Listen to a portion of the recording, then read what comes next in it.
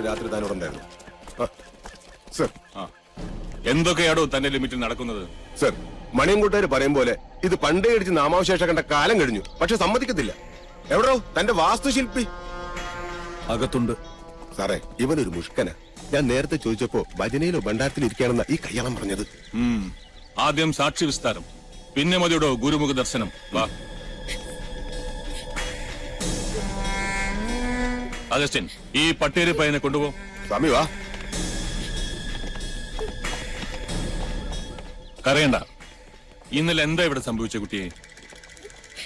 സത്യത്തിൽ ആർക്കാ കൈപ്പഴ പറ്റിയത്? രണ്ടാം സാക്ഷി മിത്ര കൊച്ചമ്മ എവിടെ? കുട്ടിയുടെ മിത്രടുത്തി വീട്ടിലേക്ക് പറഞ്ഞു വിട്ടു. അനിയന്റെ കണ്ണിലുണ്ണിയെ ഞങ്ങൾക്ക് വിട്ടുതന്ന് വീട്ടുകാരിയെ സേഫാക്കി വിട്ടുവെന്ന് നാട്ടുകാരിനി പറയും. അരുതാത്തൊന്നും പറയരുതേ. ഏട്ടത്തിക്ക് വിഷമം കൂടിയിട്ടാ പോയത്. മുതുകിൽ മാത്രമല്ല തലയ്ക്കും കുത്തിയിട്ടുണ്ട്, വലതു ചെവിയുടെ ഭാഗത്ത്. പിന്നിന്ന് മാത്രമല്ല കുത്തി വീഴ്ത്തിയത് അല്ലേ?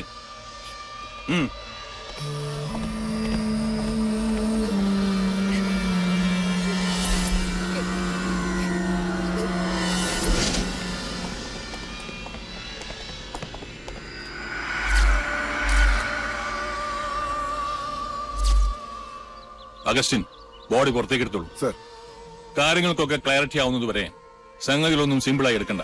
Yes sir.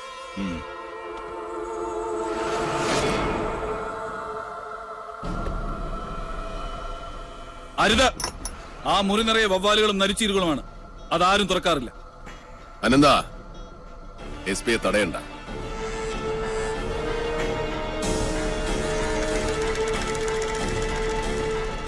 Mister S P, Nellore മനയിൽ ഒരു ശവം കൂടെ വീണ് കിടപ്പുണ്ട്. ശവമോ? ആരുടെ? ഇന്നലെ രാത്രി എന്നെ കൊല്ലാൻ വന്നവരുടെ കൂട്ടത്തിൽ ഒരുത്തൻ വഴിതെറ്റി കയറിയത് ആ മുറിയിലേക്കാണ്. തുറന്നു നോയിക്കോളൂ, അസ്ഥിവഞ്ചനമെങ്കിലും കാണും. അഗസ്റ്റിൻ,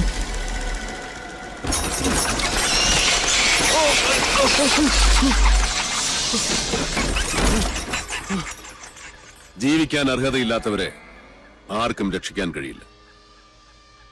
നീചന്മാരുടെ മരണത്തിൽ സജ്ജനങ്ങൾ ദുഃഖിക്കാറില്ല.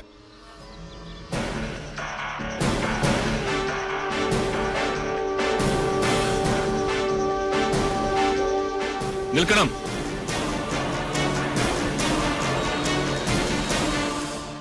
പട്ടാഴി തമ്പുരാനെ കണ്ട് കൈ തന്ന് സലാം പറഞ്ഞ് തിരിച്ചു പോകാനല്ല ഞാൻ വന്നത്. ഈ മരണത്തിലൊക്കെ നിങ്ങളുടെ കൈയില്ലേ? എനിക്ക് നിങ്ങളുടെ സംശയമുണ്ട്. സംശയിക്കണം സാർ. എല്ലാ സത്യാന്വേഷണങ്ങളുടെയും തുടക്കം സംശയത്തിൽ നിന്നാണ്. സംശയമല്ല, സത്യമാണ്. പ്രതികാരം ചെയ്യാൻ പട്ടാഴി മാധവൻ തുനിഞ്ഞിറങ്ങിയാൽ ആർക്കും തടുക്കാനാവില്ലെന്നറിയാം. ഇനി എത്ര ശവം കൂടി വീഴാനുണ്ട് ചമ്പ്രയിൽ? മീരാൻ സാഹിബ് വരണം. തുളസി, ഊണിന് ഏമാനുണ്ടാവും. ഇല്ല തമ്പുരാൻകുട്ടി, അത് പറ്റില്ല. ഇന്ന് എസ് പിയുടെ ക്യാമ്പ് ഇവിടെ. ഇല്ലത്തെ ചോറ് ഞാൻ ഒരുപാട് ഉണ്ടിട്ടുള്ളതാ. പരിചയമില്ലാത്തവരുടെ മുമ്പിൽ വെച്ച് ഞാൻ തമ്പുരാൻകുട്ടിയോട് പരിചയക്കേട് കാണിച്ചു, പോലീസ് കളിച്ചു. തമ്പുരാൻകുട്ടി ക്ഷമിക്കാം. ഇതിലൊന്നും ഒരു കാര്യമില്ല. സീസറിനുള്ളത് സീസറിന്, കാഫറിനുള്ളത് കാഫറിന്. കുപ്പായമിട്ടാൽ എല്ലാ മുഖവും ഒരുപോലെ കാണണം, അതാണ് ശരി. ആ കുട്ടിയോട് എന്ത് തരക്കാരെന്ന് അറിയാത്തതുകൊണ്ട് ഞാൻ ഏത് തരക്കാരനാണോ ആ തരക്കാരായി വളരാനാണ് ഞാൻ അവരെ പഠിപ്പിച്ചത്. പിന്നെ എസ് പിക്ക് എന്താ അറിയേണ്ടത്? എല്ലാം വിശദമായി പറഞ്ഞുതരാം.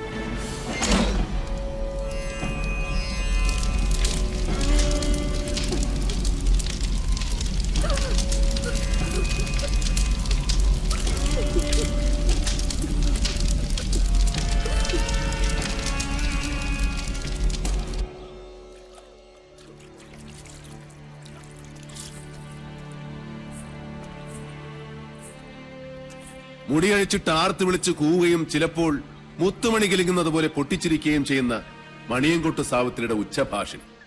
എന്താ അത്? ബാവൂരി മഹാറാണയുടെ ശില്പശാസ്ത്രത്തിൽ ഇതിന് പഞ്ചയന്ത്രം എന്ന് പറയും. പഞ്ചഭൂതങ്ങളെ പ്രീതിക്ക് വേണ്ടി ഭവനങ്ങളിൽ സ്ഥാപിക്കേണ്ട യന്ത്രം. ആരുമറിയാതെ യന്ത്രത്തിന്റെ വായിൽ ഉളിയന്നൂർ തച്ചൻ ഒരു ജാലവിദ്യ ഒളിപ്പിച്ചു വെച്ചു. ഒരു പുല്ലാങ്കുഴൽ. രാപ്പകൽ പാലക്കാടൻ കാറ്റ് ഇരമ്പ് വീശും ചെമ്പ്രഭൂമിയിൽ. അപ്പോൾ കുഴൽ കൂകി വിളിച്ചുകൊണ്ടേയിരിക്കും. അതാണ് യക്ഷിഗർജനമായി ഇക്കണ്ട കാലം അത്രയും നെല്ലൂർ മനയിൽ മുഴങ്ങിക്കേട്ടത്. ആ വിദ്യ ഉളിയന്നൂർ കൗടില്യത്തിന്റെ മറ്റൊരു സ്മാരകം. ഉളിയെറിഞ്ഞ് ഞാൻ അരിഞ്ഞു വീഴ്ത്തിയത് സാവിത്രിയുടെ നാവല്ല, തച്ചുശാസ്ത്രത്തിലെ ഒരു അമരധ്വജന്റെ മഹാസിദ്ധിയെയാണ്. തമ്പുരാൻകുട്ടി തന്നെ പറയും. കോടതിയിൽ സബ്മിറ്റ് ചെയ്യേണ്ട കേസ് ഡയറിയിൽ കൊല ചെയ്തത് മണയൻകോട്ട് പ്രേതമാണെന്ന് എങ്ങനെ എഴുതി വെക്കും ഞാൻ? ആര് വിശ്വസിക്കും? ഈ പൊട്ടക്കുളത്തിൽ മുങ്ങിച്ചെത്തവന്റെ ശവം ചെമ്പ്രപ്പുഴയിൽ എങ്ങനെയാ പൊങ്ങുക? അസംബന്ധം. അസംഭവ്യമായി ഈ ഭൂമിയിൽ ഒന്നുമില്ല. നെല്ലൂർ മഠം പണിതത് വടക്കൻ തച്ചുശാസ്ത്രത്തിന്റെ കർമാധികാരിയായ ഉളിയന്നൂർ തച്ചനാണ്. ഇതിൽ ആര് വീണാലും അവന്റെ ജഡം പുഴയിലേ പൊങ്ങൂ. ഒരു പോലീസുകാരനും അതിൽ സന്ദേഹം വേണ്ട. എന്നുവെച്ചാ അളവ് തെറ്റിപ്പണിയിച്ച അരക്കില്ലമാണ് നെല്ലൂർ മന.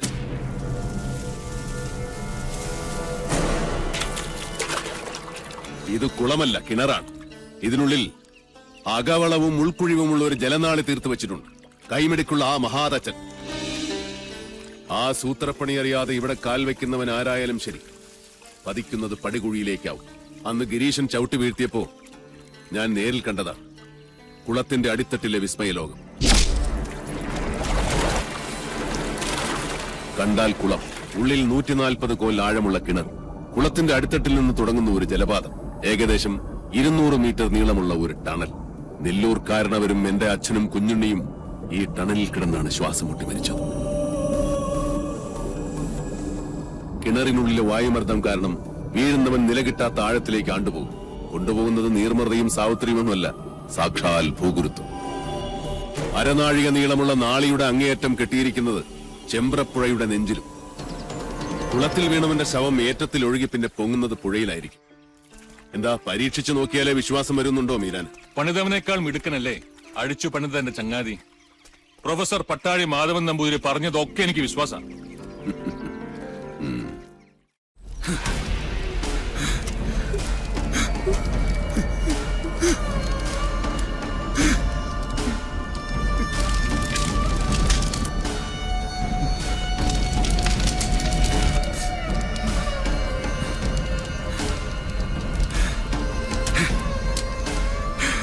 സൂരി, അവിടെ നിക്ക.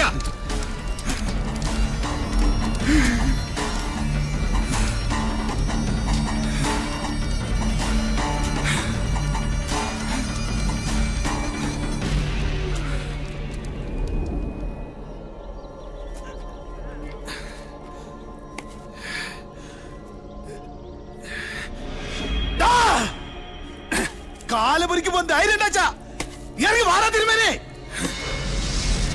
കുട്ടേട്ടാ,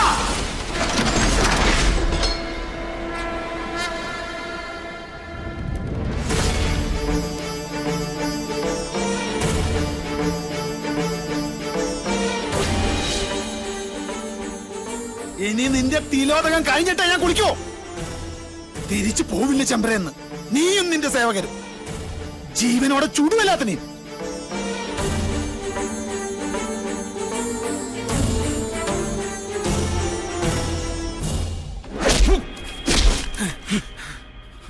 കുഞ്ഞുണ്ണിയേട്ടൻ എന്ന ശിക്ഷയുടെ കാലാവധി കഴിഞ്ഞിട്ടില്ല നിനക്ക്. ആ അടിക്ക് നിന്റെ ആസനം മാത്രമേ പോയിട്ടുള്ളൂ. ഗുരുവിന്റെ അടിക്ക് നിന്റെ തല തെറിക്കും. ചാവനോടാ നിനക്ക്. അനന്ത വിട്, ഈ തിരുവങ്കനെ ഞാൻ പറഞ്ഞു വിട്ടോളാം. ഈ മുറ്റത്ത് നിന്റെ ഒച്ച ഇനി പൊങ്ങരുത്. ഇറങ്ങി പൊക്കോണ ഈ നിമിഷം. പട്ടാഴി തിരുമേനിയുടെ മുമ്പില് പിച്ച വെച്ച് നടക്കുന്ന മകനെ അയച്ച മൂപ്പിലാനുണ്ടല്ലോ നിന്റെ അച്ഛൻ, അയാളെയാണ് എനിക്ക് കാണേണ്ടത്.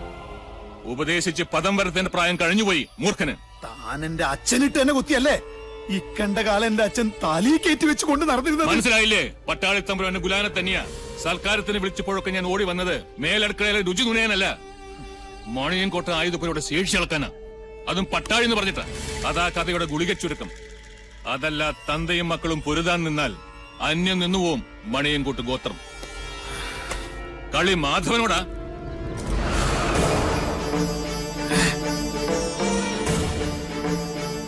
108 മർമ്മങ്ങളും കെട്ടുപോയ വെറും ഉടലാണ് നീ.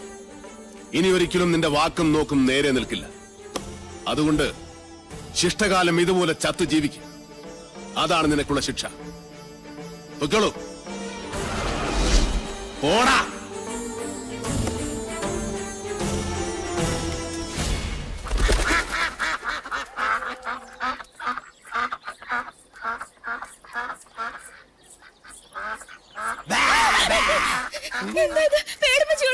പേടിക്കാൻ തന്നെയാണ് പേടിപ്പിച്ചത്. ഇയാള് ബലിച്ചോറോ പടച്ചോറോ എന്ത് വേണോ ആയിക്കോ, പക്ഷെ എന്റെ ചോറിൽ പാറ്റയിടരുത്. എന്താ പറയണെന്ന് എനിക്ക് മനസ്സിലാവണില്ല. പുലിവേട്ടക്കാരൻ ആടിനെ വളർത്തുന്നത് പാല് കുടിക്കാനാ? അല്ലല്ല, പുലിയെ പിടിക്കാനാ. ഇയാളെ കാട്ടി യക്ഷി ക്ഷണിച്ചാൽ യക്ഷി വരും. ഇയാളെ തിന്നാലെന്ന് യക്ഷിയുടെ വിശപ്പ് മാറില്ല. അടുത്ത ഉരുള ഞാനായിരിക്കും. രഘുത്തമ, എന്താ എന്താ അവിടെ? ഓരോരോ മന്ത്രങ്ങൾ പറഞ്ഞു പഠിപ്പിക്കായിരുന്നു ഞാൻ. ഒന്നുകിൽ പറഞ്ഞത് മനസ്സിലാക്കുക, അല്ലെങ്കിൽ മനസ്സിലാക്കിയത് പറയുക. ഓ, കുട്ടിയെ വെറുതെ പേടിപ്പിക്കാതെ. കുട്ടിയെ പേടിപ്പിച്ചല്ലേ ഉള്ളൂ, അല്ലാതെ പീഡിപ്പിച്ചൊന്നുമില്ലല്ലോ. എന്താ, ഭയമുണ്ടോ? എനിക്കൊരു ഭയമില്ല. ഭയം വേണം.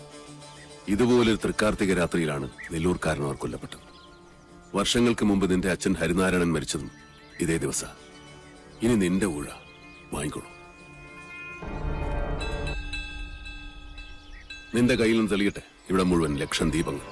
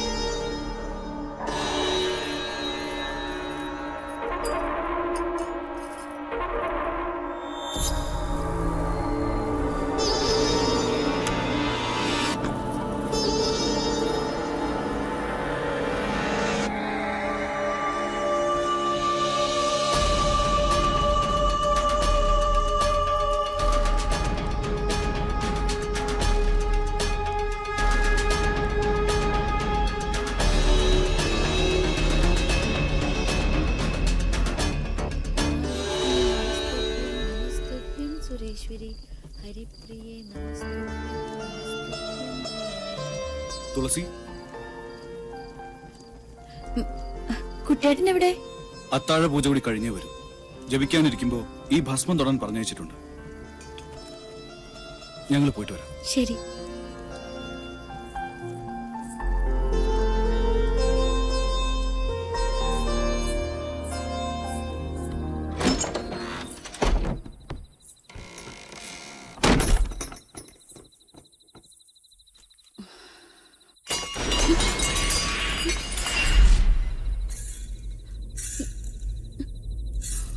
ആരാ?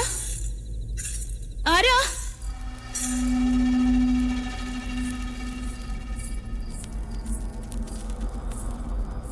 ആരാ?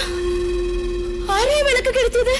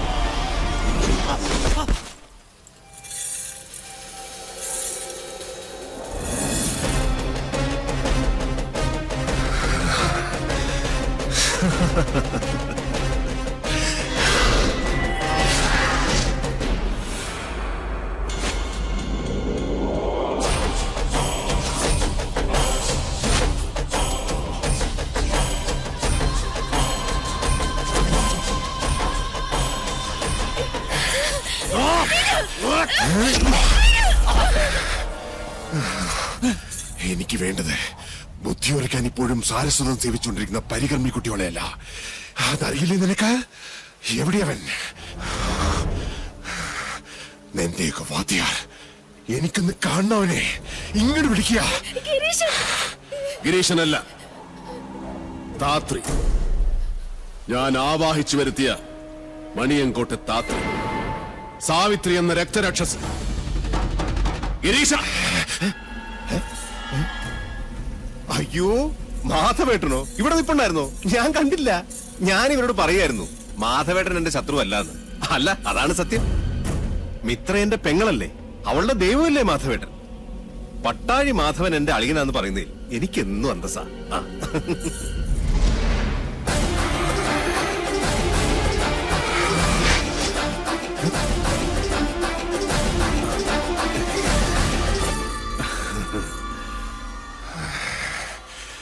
ഇരുമ്പാണിത്തുമ്പിൽ നീ എന്നെ ആവാഹിച്ച് നാടുകടത്താമെന്ന് കരുതിയിട്ടുണ്ടെങ്കിൽ നിന്റെ കാര്യം നമോ നമഃ. പിന്നെയൊന്നും പുലയോട് പുലയായിരിക്കും നിന്റെ അമ്മയ്ക്ക്. പട്ടാഴിയുടെ ആണിക്കലൂരി ഞാൻ.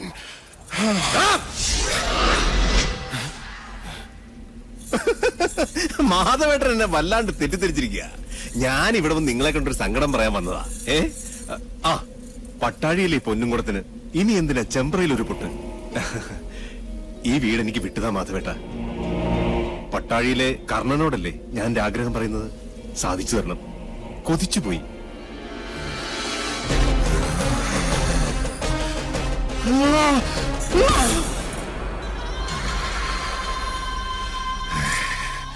എന്റെ കുട്ടിയെ തോൽപ്പിച്ച് ആരാണെന്ന് കേൾക്കണോ? പട്ടാഴി കുഞ്ഞുണ്ണി. എവിടെ മോനെന്റെ ഗിരിയെ വെട്ടി? അവനെ ഞാൻ ഇവിടെ കൊണ്ടുവന്ന് കുളത്തിൽ ചവിട്ടി താഴ്ത്തി കൊന്നു.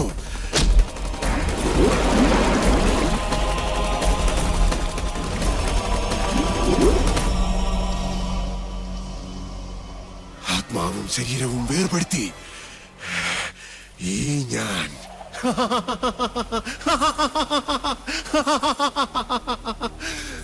മണിയൻകോട്ടു സാവിത്രി. അതിന് പകരം ചോദിക്കാമെന്ന് നിനക്ക് ഞാൻ വെളിപ്പെട്ടു. ആദികേശവനെ കൊന്ന് ലക്ഷണം കാണിച്ചു. മനസ്സിലായോ നിനക്കെന്റെ ശക്തി?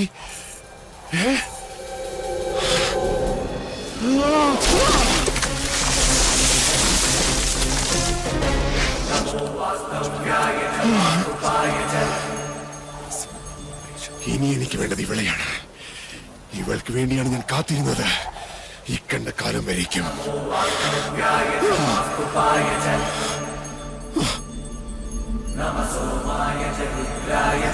അക്ഷരലക്ഷം മന്ത്രങ്ങൾ ഉരുവിട്ട് മന്ത്രസിദ്ധി കൈവന്ന മാധവേട്ടൻ ആവാഹിച്ചാൽ സാവിത്രിക്ക് വരേണ്ടി വരും.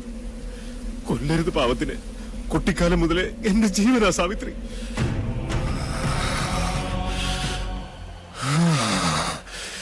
ഇനി ഞങ്ങളെ വേർപെടുത്താൻ പറ്റില്ലാർക്കും. നിശ്ചയിച്ചുറപ്പിച്ച തീരുമാനമാണോ? സംശയം വേണ്ടടാ നായി. ശക്തിയുണ്ടെ തടയടാതി എന്നെ.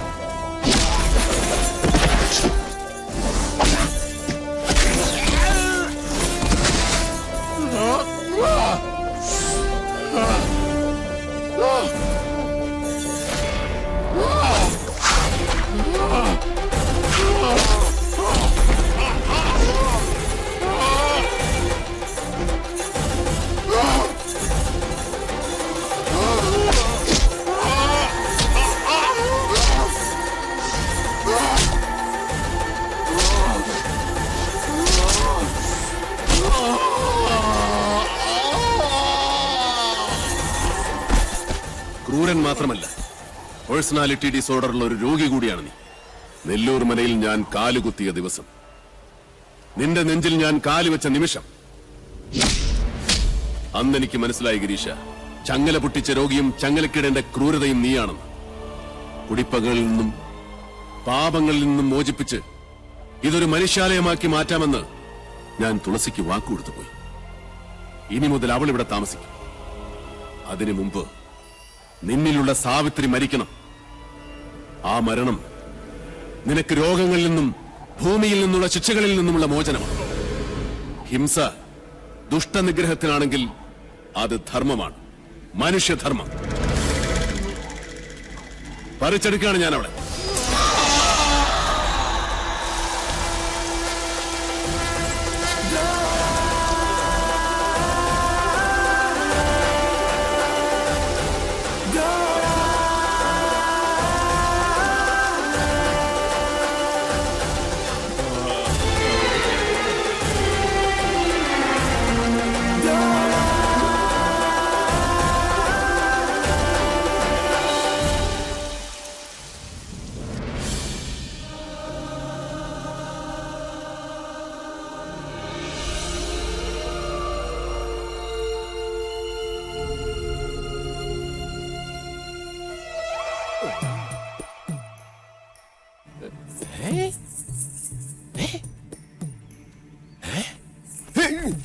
ഇല്ല, ഞാൻ വാങ്ങില്ല.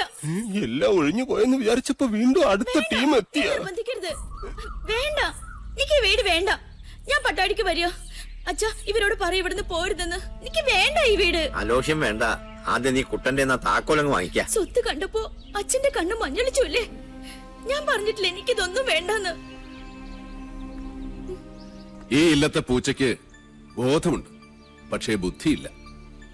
നീയല്ലാതെ പിന്നെ ആരാ ഈ വീടിന്റെ ഉടയോൾ? നിയമാനുസരണം ഇക്കണ്ട സ്വത്തിന്റെയൊക്കെ ഉടയത്തം നിനക്കായിപ്പോ. കോടീശ്വരിയാ നീ.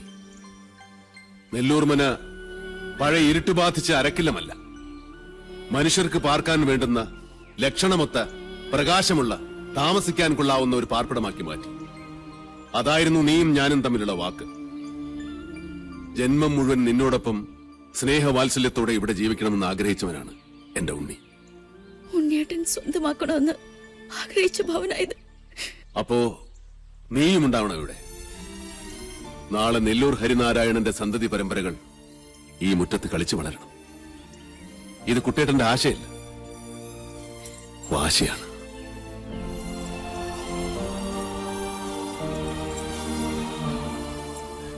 എല്ലാരും പോകാനുള്ള പരിപാടിയാ.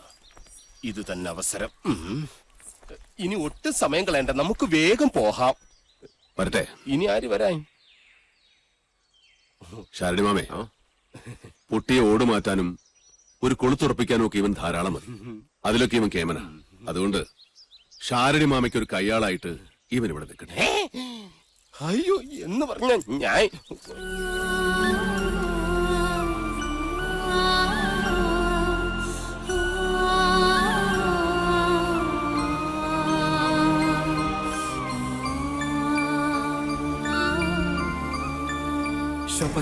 ശോഭയിൽ തെളിയുന്ന ദ്രോണ, നക്ഷത്ര കോടികൾ കഥിപനാം ദ്രോണ, ഉദയത്തിലോംകാര ശംഖമാം ദ്രോണ, ശരമാരിയാൽ ശിവനെ അർച്ചിച്ച ദ്രോണ.